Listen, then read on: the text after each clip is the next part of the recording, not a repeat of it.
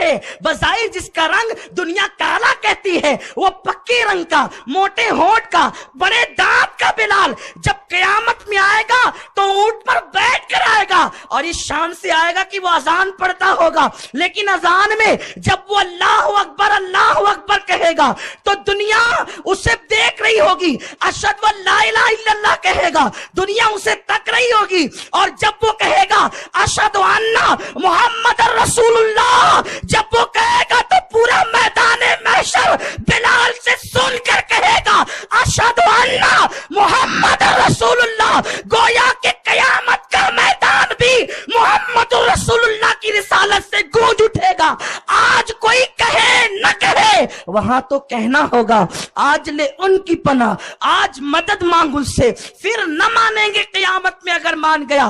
عرض یہ کر رہا تھا، آقا نے فرمایا جس کی نماز اس کو گناہوں سے نہیں بچاتی اس کی نماز اس کو اللہ سے دور کر دیتی ہے، اس لیے یہ تصور دماغ سے نکال دو نماز پڑھو کچھ بھی کرو جنت میں جاؤ گے، نہیں نہیں، میرا اللہ فرماتا ہے، میں قرآن پڑھ رہا ہوں، ان السمع والبصر والفؤاد، اللہ تم سے تمہاری آنکھوں کے بارے میں، تم سے تمہارے کانوں کے بارے میں، تم سے تمہارے دل کے بارے میں پوچھے گا، مجھے بتانا، اپنے دلوں پہ ہاتھ رکھ کر اللہ کی قسم کھا کر کے بتانا، آج بے باکی سے تم لڑکیوں کو تکتے ہو، ماں کے بازو میں بیٹھ کر سیریل دیکھتے ہو، فلمیں دیکھتے ہو، موبائل میں گندی تصویریں بیٹھ کر کے ہیڈ فون لگا کر گانے سنتے ہو، یہ تمہارا مشغلہ بن گیا ہے۔ اگر اللہ پوچھے گا میں نے کان اس لیے دیے تھے کہ تو گانا سنے، تیرے پاس جواب کیا ہوگا؟ اور مسلمان تیرے لیے ایمان رکھنا ضروری ہے کہ ایک دن وہ دن آئے گا، ایک وقت وہ لمحات آئیں گے کہ اللہ تجھ سے پوچھے گا میں نے تجھے آنکھ اس لیے دی تھی کہ تم محلے کی لڑکیوں کو تکے۔ آج کل ماں باپ اپنی ذمہ داری محسوس کریں، ہم انسان ہیں، جانور نہیں ہیں کہ بچوں کو پیدا کر کے یوں ہی راستوں میں چھوڑ دیں۔ میرے جملے تلخ ہو تو معاف کریں، نشتر جو لگاتا ہے وہ دشمن نہیں ہوتا، انسان وہ ہے جو اپنے بچے کو پیدائش سے لے کر جوانی کی دہلیز تک تربیت کرتا ہے۔ یہ تربیت کے لمحات ہی تو ہیں، جب بچہ پیدا ہوتا ہے تو اذان پڑھی جاتی۔ اذان کیوں پڑھی گئی؟ اذان کا موقع کیا ہے؟ کچھ لوگوں کو غلط فہمی ہے کہ اذان صرف نماز کے لیے پڑھی جاتی ہے۔ اگر اذان نماز کے لیے پڑھی جاتی ہے تو بچے کے کان میں اذان دی جاتی ہے تو اس کی نماز کون سی؟ لوگ سمجھتے ہیں کہ وہ نماز جنازہ ہے، ہم کہتے ہیں اس سے بھی کوئی مذاق کی بات ہوگی کہ اذان 70 سال پہلے ہو اور 70 سال کے بعد جنازے کی نماز ہو، نماز جنازہ 70 سال کے بعد ہو۔ اچھا، سلمان رشدی پیدا ہوا تھا تو اذان ہوئی تھی، اب مرے گا تو کیا کوئی اس کی نماز پڑھے گا؟ اس اذان کی نماز کون سی؟ اور آپ جانتے ہیں کہ کوئی کافر مسلمان ہوا 45 سال کی عمر میں، پیدائش پر اذان تو نہیں ہوئی تھی، لیکن چونکہ ہو گیا ہے مسلمان تو نماز جنازہ تو ہوگی۔ تو آپ بتائیں اس کی اذان ہوئی کب؟ نادان، تجھے پتا نہیں ہے ہر وقت اذان نماز کے لیے نہیں ہوتی، جو مسجد کے مینار سے اذان ہوتی ہے اس پر نماز ہوتی ہے، لیکن بچے کے کان میں اس لیے ہوتی ہے کہ وہاں شیطان کو بھگانا مقصود ہوتا ہے۔ بس یہی حال قبر کا بھی ہوتا ہے، ادھر بچہ پیدا ہو تو شیطان کچوکے لگاتا ہے تو اسے بھگانے کے لیے رسول اللہ نے فرمایا اذان دو، اور ادھر قبر میں جاتا ہے تو شیطان کہتا ہے ذرا مجھے بھی خدا کہہ دے تاکہ تو کامیاب ہو جائے، تو آقا نے فرمایا جب اذان ہوتی ہے تو اس وقت شیطان ہوا خارج کرتے بھاگ جاتا ہے، تو بچہ پیدا ہوا تو وہاں ستانے آیا، اذان دے کر بھگا دیا، اور جب انسان مومن مر گیا تو وہاں سوال و جواب میں بہکانے آیا تو وہاں بھی اذان دے کر کے شیطان کو بھگا دیا۔ بارش نہ ہو تو اذان پڑھو، زیادہ ہو تو اذان پڑھو، طوفان آئے تو اذان پڑھو، کھیتیاں برباد ہو جائے تو اذان پڑھو، اذان کی بڑی برکتیں ہیں۔ لیکن عرض یہ کر رہا تھا کہ بچہ پیدا ہوتا ہے تو اذان پڑھی جاتی ہے، یہ تربیت کا پہلا مرحلہ ہے، گویا کہ اس کے کان میں کہا جاتا ہے او بچے تو بتوں کے پجاریوں کے یہاں نہیں آیا، تو محمد الرسول اللہ کے غلاموں کے یہاں ہے۔ یہ تربیت کے مراحل ہیں، پہلے دن کے بچے سے، پہلے دن کے بچے، اور اللہ اکبر، آج تو سائنس تحقیق کر کے کہہ رہی ہے، میرے رسول نے آج سے 14.5 صدیاں پہلے کہا تھا جب رشتہ تلاش کرو تو لڑکی کا گورا رنگ نہ دیکھنا، اس کے باپ کا محل نہ دیکھنا، اس کا نسب اعلیٰ اور افضل نہ دیکھنا. میرے رسول نے فرمایا تھا قربان مسجد نبوی کے ممبر پہ بیٹھ کر پوری دنیا کا مشاہدہ کر رہے ہیں رسول، اور بتا رہے ہیں کہ جب تم رشتہ لے کر کے جانا، رنگ سانولا ہو تو چلے گا، نسب میں کچھ کمی ہو تو چلے گا، لیکن اس کو دیندار دیکھنا. یا رسول اللہ، ایک بیوی کی تلاش کے لیے نکلے تو دینداری کیوں؟ اس سے پتا چلتا ہے کہ ماں دیندار ہوگی اولاد بھی دیندار ہو، ماں آوارہ ہوگی کبھی اولاد دیندار نہیں ہو سکتی. سلمان رشدی گستاخ رسول ہے، میں نے اس کی زندگی پڑھی اس لیے کہ مجھے شوق ہوتا ہے کہ میں عاشقوں کو بھی پڑھتا ہوں تو بلال پاتا ہوں، اور میں گستاخوں کو بھی پڑھتا ہوں کیونکہ مجھے پورے ہندوستان میں دونوں چہرے پیش کرنے ہوتے ہیں. تو میں نے بلال کو پڑھا. بلال کی ماں کلمہ پڑھنے سے پہلے کافر تھی لیکن تھی شریف، اس لیے اللہ نے عاشق بیٹا دیا. اویس کی ماں بڑی نیک تھی رضی اللہ تعالیٰ لیکن تھی شریف، اللہ نے عاشق بیٹا دیا. جب ہم نے سلمان رشدی کی ماں کا کیریکٹر پڑھا تو ہمیں پتا چلا کہ نکاح سے پہلے سلمان رشدی اپنی ماں کے پیٹ میں آ چکا تھا. اب میں آپ کو کیا بتاؤں، چھوٹے چھوٹے بچے بھی بیٹھے ہیں، جوان بھی ہے، بوڑھی مائیں بھی ہے، مجھے لوگوں کے تقدس کو بھی سامنے رکھنا ہوتا ہے، بات بھی پہنچانی ہوتی ہے. شادی سے پہلے اس کی ماں کے پیٹ میں بچہ آ گیا تھا سلمان رشدی کی شکل میں. تب مجھے پتا چلا کہ معیار ملا. پھر میں نے قرآن میں ڈھونڈا کہ ایسا کیوں ہے. توجہ آپ کی، میں نے قرآن میں ڈھونڈا کہ ایسا کیوں ہے کہ شادی سے پہلے جو بچہ پیٹ میں آتا ہے وہ حلالی تو نہیں ہوتا لیکن پھر وہ گستاخ ہوتا ہے. میں نے قرآن میں تلاش کیا کہ آخر غیر حلالی گستاخ کیوں ہوتا ہے. تو اللہ نے قرآن میں سورہ نون والقلم میں بیان کیا، وَتُلِّمْ بَعْدَ ذَلِكَ زَنِيمٌ، محبوب جو تجھ سے پیار نہیں کرتے، جو تیری بے ادبیاں کرتے پھرتے ہیں، وہ اپنی باپ کی اولاد ہوتے ہی نہیں. قرآن کی آیت میں نے پڑھی تو میں دنگ رہ گیا اور مجھے سلمان رشدی کا کردار اس میں مل گیا اور میرا ایمان مزید پختہ ہو گیا کہ حضور اللہ نے فرمایا تبیان لکل شے کہ اس میں ہر چیز کا بیان ہے. تو مجھے عاشقوں کی فہرست بھی اس میں مل گئی اور اس میں غداروں کا ذکر بھی مل گیا کہ جن کے نسب سلامت نہیں ہوتے وہ بے ادب ہوتے ہیں. اب ہمیں نسب کو ڈھونڈنے کے لیے شجرے نہیں پڑھنے پڑتے بلکہ اللہ نے معیار دے دیا. جس کو نبی پر فدا دیکھو سمجھ جاؤ ماں شریف تھی، اور جس کو نبی کا بے ادب دیکھو سمجھ جاؤ کہ سلمان رشدی کی ماں کی طرح اس نے کوئی غلطی کی تھی. اللہ اکبر. اسی لیے حضور نے فرمایا صلی اللہ علیہ وآلہ وسلم کہ جب نکاح کرنے نکلو تو شریف اور بیوی ڈھونڈو، کیونکہ جب ماں نیک تھی تو اس کا دودھ پینے والا بچہ بھی نیک ہوگا. یوں دیکھیں. اب میں تمہیں بتاتا ہوں جب ماں نیک ہوتی ہے، کیسی نیک. وقت ختم ہو گیا ہے لیکن گفتگو مکمل کرنا چاہتا ہوں وقت کی گنجائش کے ساتھ. ماں نیک ہوتی ہے. توجہ فرمائے میری مائیں اور بہنیں بھی، سیریل دیکھنے والی ماں کا بیٹا نیک نہیں ہوتا، آوارگی کرنے والی ماں کی اولاد نیک نہیں ہوتی. اس لیے کہ دھتورے کے پودے میں کبھی گلاب نہیں لگتا، جب گلاب کا پودا لگتا ہے تب اس میں گل بھی گلاب کا آتا ہے. چمپا کا پودا لگتا ہے اس میں پھول بھی چمپا کے کھلتے ہیں. نسترن اور یاسمن اسی پودے میں لگتے ہیں جیسا بیج ہوتا ہے. یہ عجیب بات ہوئی، بیج تو آپ نے نیم کا لگایا پھر آپ آم کی تمنا کرتے ہیں، یہ ہو ہی نہیں سکتا. ماں نیک ہوگی، ماں بیج کی حیثیت ہے، باپ درخت کی حیثیت ہے. یہ بیج اور درخت جب ملتے ہیں تو اس وقت پھر گل کھلتے ہیں. کیسے؟ اگر ماں نیک ہے. کیسی نیک؟ اللہ اکبر. آئیے کائنات کی سب سے نیک ماں کا ذکر کروں تاکہ سب کی آنکھیں ٹھنڈی ہو جائے. ماں نیک ہے.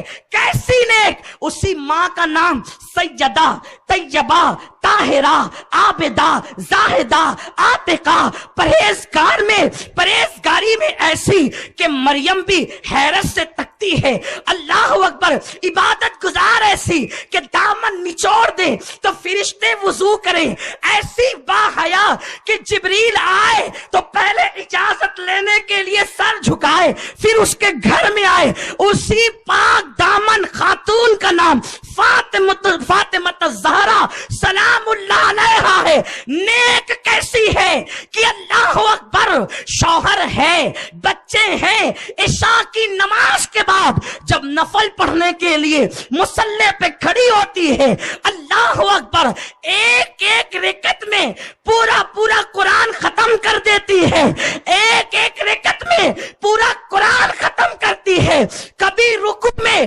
پوری رات ختم کرتی ہے، اور جب سجدے پہ آتی ہے تو قربان جبریل بھی حیرت سے تکتا ہے کہ یہ کیسی سجدہ کرنے والی ساجدہ ہے کہ ساجد سجدے پہ فخر کرتا ہے لیکن سجدہ فاطمہ پہ ناز کرتا ہے، اور جب سجدہ کرتی ہے تو سبحان ربی العالی میں پوری رات بسر کرتی ہے۔ جب نبی کی مسجد سے آواز بلند ہوتی ہے، حسرت سے سر اٹھا کر نماز مکمل کر کے یوں کہتی ہے، میرے کریم ایک رات اتنی لمبی تو دے دے کہ تیرے نبی کی بیٹی فاطمہ دل کھول کے سجدہ کر سکے۔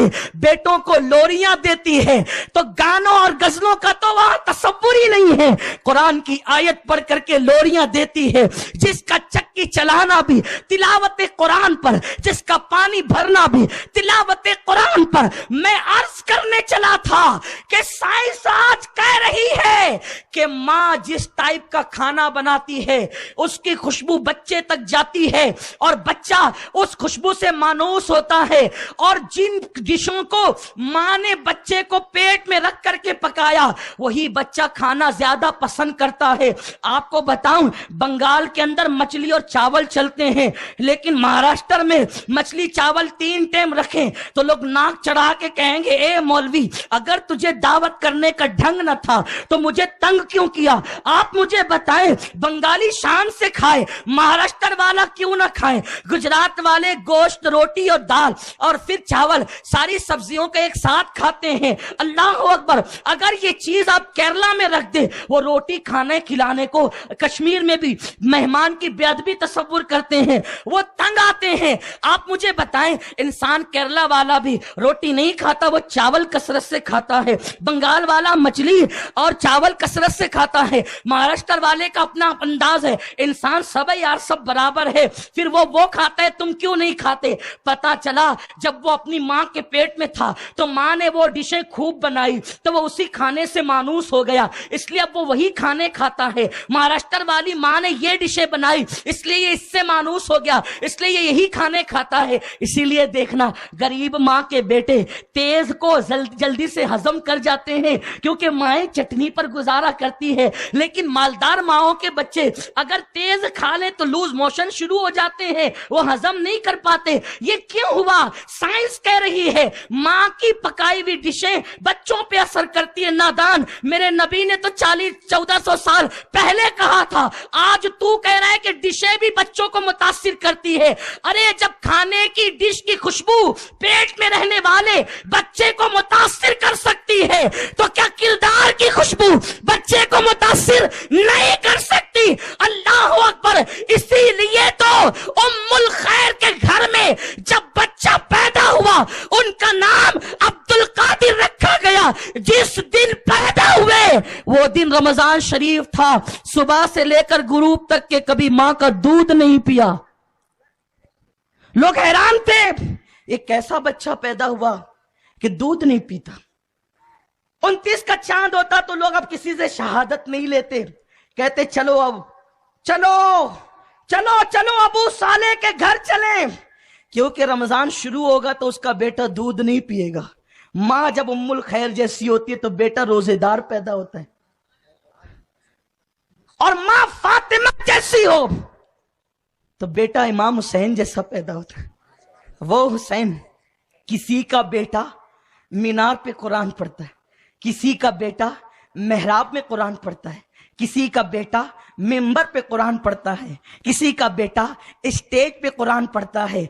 कोई एक बेटा मुझे ऐसा दिखा दे जिसका बेटा नेज़े पे कुरान पढ़ता हो। नेज़े पे कुरान पढ़ने वाला सिर्फ सैयदा फातिमा का बेटा है। माँ जब फातिमा होती है तो बेटा नेज़े पे कुरान सुनाता है, और जब माँ फातिमा होती है तो बेटी सैयदा ज़ैनब जैसी होती है। ज़ैनब कैसी कि अगर कूफा के दरबार में खुतबा भी दे तो लोग ज़ैनब की निस्वानी आवाज को न सुन सके, वो अली मुर्तजा के लहजे में खुतबा देती है। दरबार में बोली भी तो लहजे में अली के। ज़ैनब ने किसी हाल में पर्दा नहीं छोड़ा।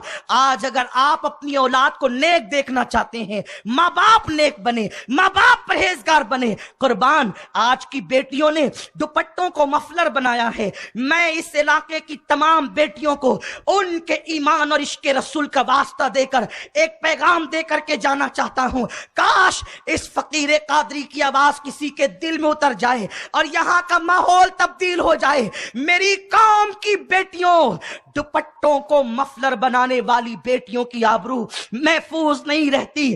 तुम उस कौम की बेटी हो जिस कौम के अंदर सैयदा फातिमा है, तुम कनीज़ाने फातिमा हो। तुम दुपट्टे को मफलर बनाओगी तो तुम्हारी आबरू महफूज न रहेगी। तुम पतली और बारीक लिबास पहनोगी, लोग तुम्हें यूं देखेंगे जैसे भूखा कच्चे गोश्त को देखता है या पके हुए खानों को देखता है। तुम कहती हो कि लोग हमें देखते हैं, क्यों देखते हैं तुम्हें? तुमने तो अपने आप को नंगा किया। पतले कपड़े पहनकर जिस्म तुम्हारा नजर आए, लोग न देखेंगे?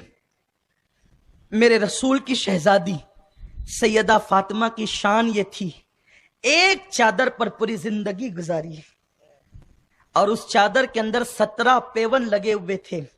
लेकिन तकवे का हाल ये था कि फातिमा के दुपट्टे को कभी ना चांद ने देखा ना सूरज ने देखा। लोग किस मुंह से नबी की बराबरी की बात करते? नादान, मेरे नबी की बेटी फातिमा की तरह तो कोई हो तो है किसी की बेटी जिसके दुपट्टे को कभी चांद और सूरज ने न देखा। ये रसूल ने अपनी बेटी की तरबियत की थी, ये तरबियत की थी कि चांद और सूरज दुपट्टा ना देखें। आज बेटियां मफलर बना चुकी हैं, कोचिंग के नाम पर, कॉलेज के नाम पर, जदीद तहजीब के नाम पे बेटियां निकल रही। पानी भरने का अंदाज मैं क्या बताऊं, मैंने लोगों से सुना है या सूफी साहब जैसे बुजुर्गों से, तजुर्बेकार लोगों से सुना, मैंने देखा तो नहीं। उस्ताद अल्लामा इस्माइल यारलवी जैसे लोगों से अपने बचपन में सुना करता था। अभी भी कुछ लोग दास्तान सुनाते हैं। मुस्लिम मोहल्लों का हाल यह है कि औरतें जब पानी भरने निकलती है तो कमर में दुपट्टा बांध कर निकलती। इन्ना लिल्लाहि व इन्ना इलैहि राजिऊन।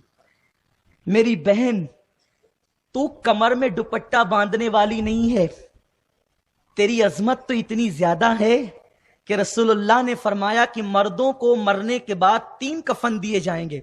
तवज्जो है, मर्दों को मरने के बाद 3 कफन दिए जाएंगे और औरत को 5 कफन दिए जाएंगे, 5 कपड़े। औरत का दर्जा मर्द के बाद है। अर्रिजालु कव्वामूना अलन निसा, मर्द हाकिम है औरतों पर, हाकिम को 3, महकूम को 5। हुजूर बता रहे हैं कि एक दुपट्टा भी दिया जाएगा। नादान, जिस दुपट्टे को तूने खुटी में लटकाया है, ये दुपट्टा खुटी में लटकाने वाला नहीं है, ये दुपट्टा इतना कीमती है, ये कब्र में जाने वाला है। जो दुपट्टा तेरी कब्र में जाएगा, तूने उसे खुटी पे लटकाया। ए नादान बहन, तुझे क्या पता, इस्लाम का कानून ये है कि अगर बेटी जवान हो जाए, तवज्जो फरमाए, हमारे यहां बेटी की अजमत क्या है। हम वो लोग नहीं हैं जो बेटियों की हिप्पी कटवा करके उन्हें बाजार की बकरियों की तरह भेज देते हैं। नहीं, इस्लाम में बेटी की इज्जत काबे से बुलंद है। आज हिंदुस्तान में लोग बेटी बचाओ का नारा लगा रहे हैं। अरे तुम्हें आज अकल आई कि बेटी क्या है? जब लोग बेटियों को दफन करते थे, मेरे रसूल ने उस वक्त फरमाया, जिसको बेटी पैदा हो और वो खुश हो जाए, मैं उसको जन्नत की बशारत अता करता हूं। بیٹے کی پیدائش پر یہ خوشخبری نہیں ہے، بیٹی کی پیدائش پر یہ خوشی۔ قربان، لوگ یہ کہتے ہیں نبی کو اختیار کیا، وہ تو ہماری طرح ہے۔ ارے بیٹی کی پیدائش پر جنت دی کس نے؟ قرآن کی ایک آیت تو بتا کہ قرآن میں یہ ہو کہ بیٹی پیدا ہو تو جنت ملے، لیکن ہر مسلمان کا عقیدہ ہے کہ بیٹی پیدا ہوتی ہے تو جنت ملتی ہے۔ اگر اللہ ڈائریکٹ جنت دیتا تو قرآن میں دیتا، لیکن حدیث کے ذریعے حضور سے کہلوا رہے حبیب، حدیث میں تو بول کہ جنت ملے گی بیٹی کی پیدائش پر، تاکہ لوگوں کو پتا چل جائے جنت بنانے والا خدا ہے اور بسانے والا مصطفیٰ ہے، خالق جنت خدا ہے اور مالک جنت اس کا محبوب ہے۔ اسی لیے تو اہل سنت کا امام مچل مچل کر کہتا ہے میں تو مالک ہی کہوں گا کہ وہ مالک کے حبیب یعنی محبوب محب میں نہیں، میرا تیرا۔ حضور فرماتے بیٹی پیدا ہو جائے خوشی کرو، خوشی کرو تو جنت۔ 3 بیٹیاں پیدا ہو خوشی کرو، اچھی تربیت کرو، کہتے میرے پڑوس میں جنت۔ آقا فرماتے میرے پڑوس میں جنت۔ بیٹی کتنی عظیم ہے ہمارے یہاں، تو اس لیے ہم بیٹیوں کو آوارگی کی طرف نہیں ڈالتے۔ میں اپنی قوم کی بیٹیوں سے کہنا چاہتا ہوں، اپنی ماؤں سے، بہنوں سے کہنا چاہتا ہوں، میری بہن تو کتنی قیمتی چیز ہے کہ رسول اللہ نے تیرے مرتبے کو کعبے سے بلند کر دی، تو کتنی عزت کی چیز ہے۔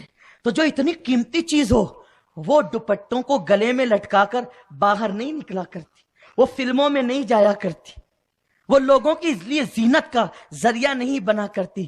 قربان قربان بیٹی کی عظمت کو اسلام کس طریقے سے باور کراتا ہے، کیسی عظمتیں دکھاتا ہے۔ بیٹی اگر پیدا ہوئی ماں باپ کو جنتی بنایا، توجہ، پیدا ہوئی ماں باپ کو جنتی بنایا، شادی ہو گئی، حضور فرماتے ہیں نیک دلہن جسے ملی اسے دنیا میں جنت مل گئی۔ ایک صحابی کہتے حضور مجھے دنیا میں جنت چاہیے، میرے آقا فرماتے ہیں جا دعا کی تجھے دنیا میں جنت ملے گی۔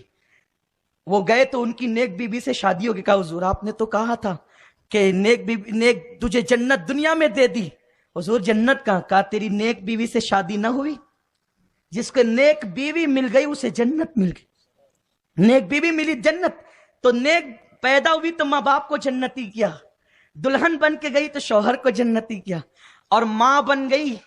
کتنی مقدس ہے عورت، کتنی مقدس ہے بیٹی کہ حضور فرماتے الجنت تحت اقدام الامہات، جنت تمہاری ماؤں کے قدموں کے نیچے ہے۔ ماں بنی تو قدموں میں جنت آ گئی۔ اب آپ بتائیں تو اتنی معزز ہے میری بہن، اے میری قوم کی بیٹیوں تم اتنی معزز ہو کہ تم جنت ہو، تم رہو تو گھر جنت، اگر تم نہ رہو تو جنت کی نعمت بھی ادھوری ہے۔ تم گھر میں آ جاؤ تو گھر جنت بنے، اور تم جنت میں نہ رہو تو آدم جیسا بول اٹھے اللہ تیری جنت میں سب ہے، میرے لیے کوئی انتظام تو کر۔ جنت میں آدم عورت مانگتے ہیں، عورت بوجھ نہیں، عورت نحوست نہیں، عورت بدبختی نہیں ہے، عورت برائی نہیں ہے، عورت جنت ہے۔ لیکن کون سی عورت؟ اگر عورت فاطمہ اور زینب ہے تو جنت ہے، عورت رابعہ ہے تو جنت ہے، عورت نفیسہ مصری ہے تو جنت ہے، عورت ام الخیر ہے تو جنت ہے، عورت ام الورا ہے تو جنت ہے، عورت ام کلثوم ہے تو جنت ہے۔ لیکن وہی عورت اگر ام جمیل ابو لہب کی بیوی ہے وہ جہنم سے بدتر ہے۔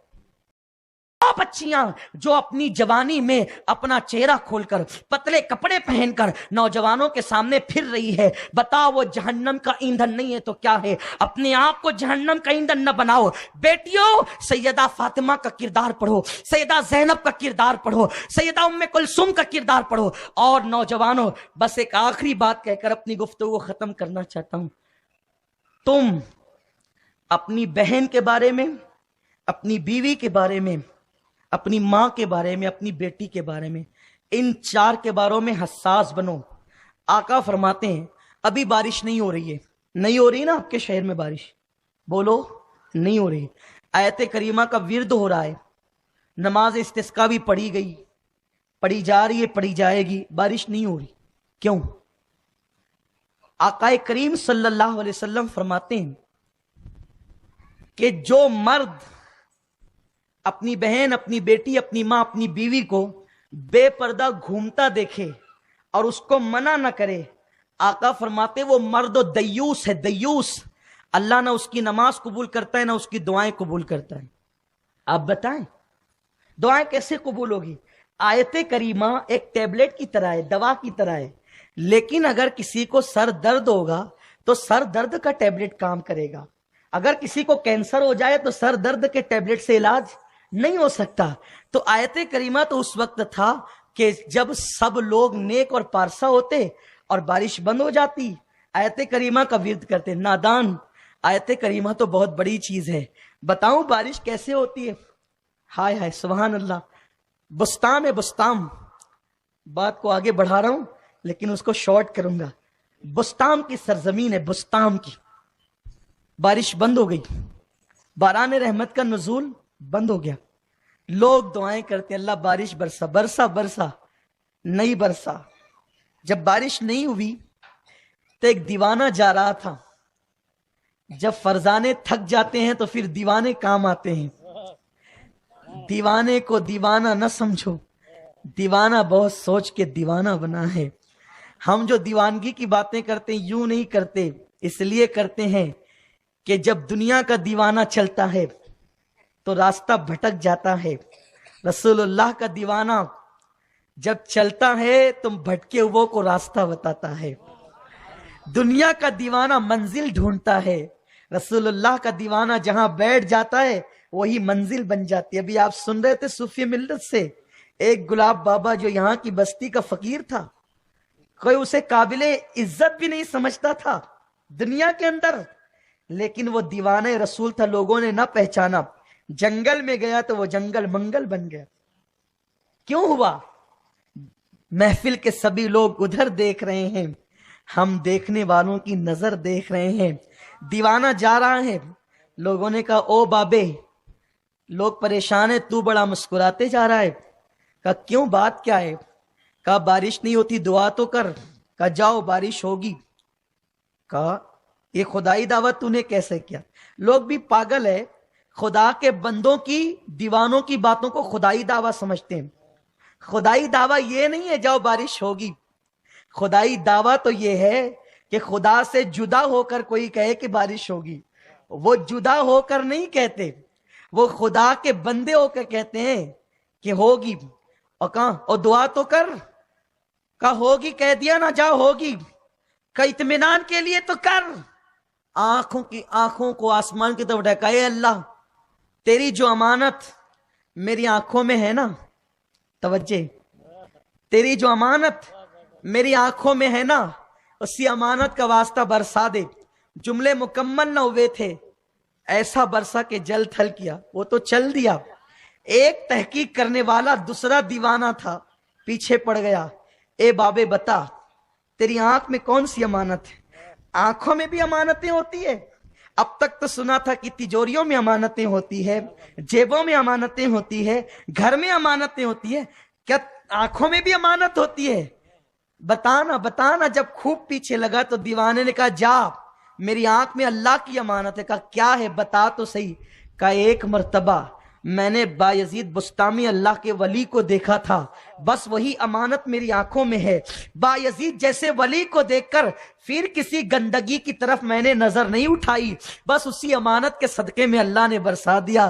ارے نادان، جو ولی کو دیکھتا ہے اس کے صدقے برستا ہے، اگر ولی دعا کر دے تو پھر کیسے برستا ہوگا؟ اسی لیے ہم کہتے ہیں آؤ فرزانے نہ بنو دیوانے بنو۔ تو عرض یہ کر رہا تھا میرے پیارے آقا صلی اللہ علیہ وسلم کے پیارے دیوانوں، تم بنو، اپنی زندگی کو بدلو، اپنے گھر والوں کے تعلق سے فکر کرو۔ آقا نے فرمایا کہ جو اپنی بہن، اپنی ماں، اپنی بیوی، اپنی بیٹی کو بے پردہ گھومتا دیکھے منع نہ کرے، آقا فرماتے وہ دیوس ہے، نہ اس کی نماز قبول ہوتی ہے نہ دعا قبول ہوتی ہے۔